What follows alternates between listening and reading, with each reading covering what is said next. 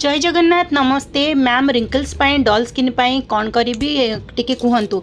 तो यहाँ हूँ पपाया फेस वाश जोटा डल स्किन बहुत इफेक्टिव आ रिंकल्स 1 मिनिट फेस वाश करूँ तापर अप्लाई करवा गोल्ड स्क्रब। तो gold scrub ageing wrinkles glow बहुत इफेक्टिव भल से स्क्रब करूँ 2-3 मिनिट पर्यंत आ डेड सेल्स हटातु। डेड सेल्स न हटब जदि ना रिंकल्स भल हम ना स्किन ग्लो आसब। वीडियो फास्ट अच्छे आपण मैंने भी फास्ट करूँ। तो देखो पूरा फेस को सुखई नवा टावल ड्राई कर नवा तापर अप्लाई करी कुमकुम आदि brightening jail. Oh my God यार स्मेल एते सुंदर एते नाइस आपण माने पूरा फिदा हो जाए।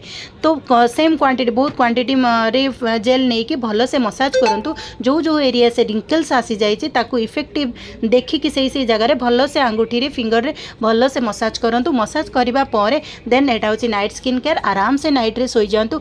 यही प्रॉब्लम जार प्लीज वीडियोटी शेयर कर दिंतु। जो मैंने नुआ कर प्लीज इंस्टाग्राम फैमिली फॉलो करनी। जय जगन्नाथ।